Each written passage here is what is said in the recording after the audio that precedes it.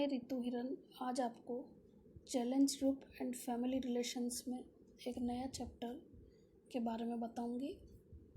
आज हम sensory handicapped के बारे में चर्चा करेंगे। सेंसरी हैंडीकैप्ड क्या होते हैं, यानी कि संवेदी विकलांगता क्या होती है। संवेदी विकलांगता से मतलब है कि जो भी हमारी ज्ञानेंद्रियां हैं, पांचों ज्ञानेंद्रियां, उनकी निर्योग्यता, उनमें कोई डिसेबिलिटी हो, वो कोई ठीक से कार्य न करती हो, तो उसे हम सेंसरी डिसेबिलिटी कहेंगे। ये सेंस ऑर्गन्स कौन कौन से हैं? साइट यानी कि देखना, सुनना, स्मेल सूंघना, टच करना यानी त्वचा, और टेस्ट यानी कि स्वाद। इन पांचों ज्ञानेंद्रियों से बच्चा ज्ञान प्राप्त करता है। इन पांचों में कोई भी डिसेबिलिटी हो, निर्योग्यता हो, तो उसे हम सेंसरी हैंडीकैप्ड कहेंगे। इंसान अपने जीवन में करीब 95% जानकारी अपना देखने और सुनने से प्राप्त करता है। अगर इनमें कोई भी डिसेबिलिटी है तो ज्ञान प्राप्त करने की जो क्षमता है वो प्रभावित होती है। अब हम देखेंगे कि सेंसरी हैंडीकैप्ड कितनी तरह के होते हैं। ये 3 प्रकार के हैं: विजुअली हैंडीकैप्ड, हियरिंग हैंडीकैप्ड और स्पीच हैंडीकैप्ड। आज हम पढ़ेंगे विजुअली हैंडीकैप्ड के बारे में, यानी कि दृश्य विकलांगता। दृश्य विकलांगता से आप समझ रहे होंगे कि ये क्या है। दृश्य यानी कि देखने संबंधित विकलांगता। हमारे देश में क्या, बल्कि पूरे वर्ल्ड में ही शारीरिक विकलांगता के क्षेत्र में जो सबसे दुखद अवस्था मानी जाती है वो दृष्टिहीनों की मानी जाती है। क्योंकि अगर व्यक्ति दृष्टिहीन है, नहीं देख सकता है, तो उसको कई तरह की परेशानियां आती हैं। लेकिन आज चक्षुहीन बच्चों के लिए भी कई तरह की टेक्नोलॉजी है, कई तरह के उनको औद्योगिक प्रशिक्षण दिए जाते हैं, जिसको ग्रहण करके वो कई क्षेत्रों में अपनी प्रतिभाओं का प्रदर्शन कर रहे हैं। जैसे कि क्रिकेट के क्षेत्र में पैराशूट द्वारा वायुयान से कूदने के संदर्भ में कई तरह के वो अद्भुत प्रदर्शन करने लगे हैं। अब हम देखेंगे विजुअली इम्पेयरमेंट के प्रकार, टाइप्स ऑफ विजुअल इम्पेयरमेंट। ये कितनी तरह के होते हैं? ये 2 तरह के होते हैं, ब्लाइंड और पार्शियली विजन्ड। ब्लाइंड यानी कि नेत्रहीन, जिसे कि हम अंधापन भी कह सकते हैं। ब्लाइंड या अंधापन से मतलब है जिसमें कि देखने की क्षमता का पूर्ण रूप से हानि हो गई हो।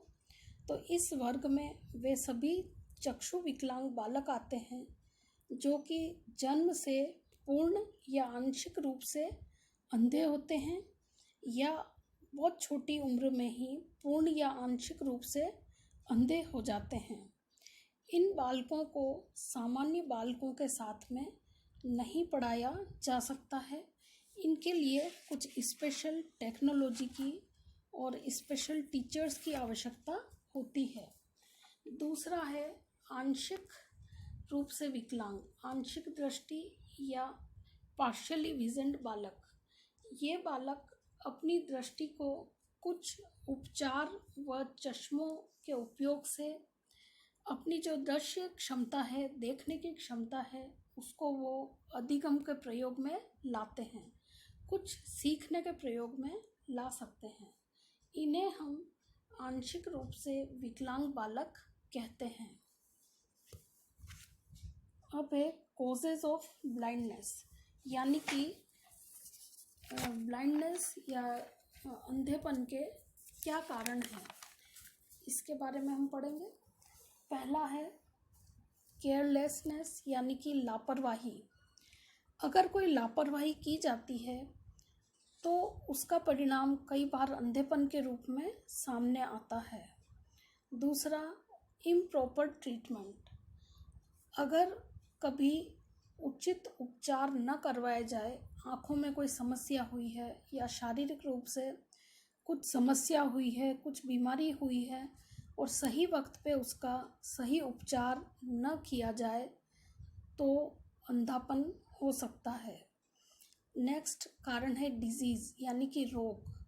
कई तरह के रोग अगर बच्चे में हो जाते हैं तो अंधापन हो सकता है।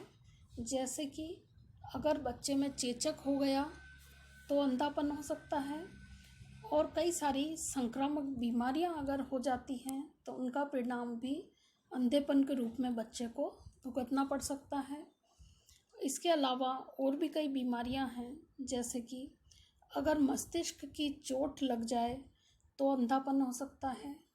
कॉर्टिकल ब्लाइंडनेस अगर है, एम्बियोपिया, कॉर्नियल ऑब्सिफिकेशन और डीजनरेटिव मायोपिया और मोतियाबिंद, इन बीमारियों में से अगर कोई बच्चे में हो गई है तो उसका परिणाम अंधेपन के रूप में भुगतना पड़ सकता है। इसके अलावा अगर बच्चे में कोई रक्त का विकार है तो कुछ रक्त के विकार भी ऐसे होते हैं जो कि अंधेपन को जन्म देते हैं। नेक्स्ट है डस्ट, सनलाइट एंड स्मोक, यानी कि धूल, धूप और धुआं, ये आंशिक अंधता को जन्म दे सकते हैं। अगर ऐसा वातावरण मिल रहा है जिनमें कि इन तीनों ही तत्वों की बहुलता है तो बच्चे में पार्शियल ब्लाइंडनेस यानी कि आंशिक अंधता उत्पन्न हो सकती है। अब है एक्सीडेंट और इंजरी, यानी कि अगर दुर्घटना और कोई चोट लग गई बच्चे को तो सुरक्षा एवं निर्देशन के अभाव में मारपीट या दुर्घटना के कारण नेत्र में अगर कभी कोई घातक चोट लग जाए तो वो भी चक्षुहीनता का कारण बन सकती है। अब नेक्स्ट है हेरिडिटरी इफेक्ट, यानी कि वंशानुक्रम का प्रभाव। कभी कभी अंधता वंशानुगत भी हो सकती है। नेक्स्ट है इफेक्ट ऑफ पॉइजन्स, यानी कि विष का प्रभाव। विष का प्रभाव जैसे कि मिथनॉल, फॉर्मेल्डिहाइड या फॉर्मिक एसिड, इन विष का प्रभाव भी चक्षुहीनता का एक कारण हो सकता है।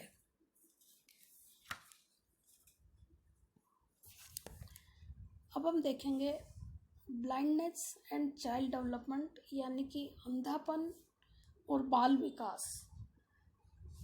इसका अंधेपन का बाल विकास पर क्या प्रभाव पड़ता है।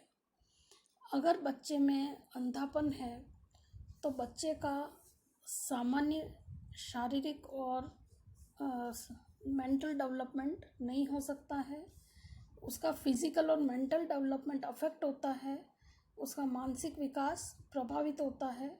नेक्स्ट है development of senses and sensory development, यानी कि जो बच्चे अंधे हैं उनकी ज्ञानेंद्रियों का हमने देखा है कि वे अधिक संवेदनशील हो जाती हैं। शारीरिक क्षमता या विकास वातावरण व अभ्यास पर भी निर्भर करता है। इन बच्चों में वाणी विकास कुछ विलंब से होता है, किंतु अन्य बालकों की अपेक्षा सुनने व स्पर्श ज्ञानेंद्रियां इनकी अधिक सेंसिटिव होती हैं, अधिक चेतनशील होती हैं। ये बच्चे अपनी संवेदी प्रतिबोध शक्ति के कारण सीखने की प्रक्रिया में तीव्र गति से उन्नति करते हैं। वाचन क्षमता, कौशल कार्य, ध्वनि संगीत एवं गायन आदि में यह वर्ग इतना ज़्यादा संवेदनशील होता है कि चक्षु संपन्न बालकों से ये प्रतिस्पर्धा करने लगते हैं। अब हम देखते हैं नेक्स्ट पॉइंट, चाइल्ड्स मूवमेंट, यानी कि बालक की गतिशीलता के संदर्भ में। ये बालक जो हैं जो कि चक्षुहीन होते हैं, ये बालक गतिहीन होते हैं। प्रारंभिक अवस्था में जब बालक विभिन्न सांसारिक वस्तुओं से, रीति रिवाजों, रहन सहन के तरीकों, खेल कूद आदि से जब परिचित होता है तो चक्षुहीन बालक को दुर्घटनाओं के भय से थोड़ा अलग सा रखा जाता है। परिणाम स्वरूप वो गतिहीन हो जाता है और सामान्य बच्चों की तरह उनका विकास नहीं होता है और उनका संज्ञानात्मक विकास धीमी गति से होता है। नेक्स्ट पॉइंट है कम्युनिटी लाइफ बिकम्स स्लो। सामुदायिक जीवन की गति मंद हो जाती है। चक्षुहीन बालकों की निष्क्रियता उन्हें अपने साथी बालकों में सम्मिलित नहीं होने देती या और बच्चे भी उनको अपने ग्रुप में शामिल नहीं करते हैं, जिसके परिणाम स्वरूप उनमें सामुदायिक व सामान्य औपचारिक विकास नहीं हो पाता है। नेक्स्ट पॉइंट है शार्प मेमोरी। ये जो बालक चक्षुहीन होते हैं इनकी स्मरण शक्ति तीव्र होती है। इन बालकों में एकाग्रचित्ता भी अधिक पाई जाती है। ये बच्चे सुनी हुई बातों को शीघ्रता से सीख लेते हैं और उन्हें अधिक समय तक याद किए हुए रखते हैं। धन्यवाद। अब हम अगली कक्षा में पढ़ेंगे।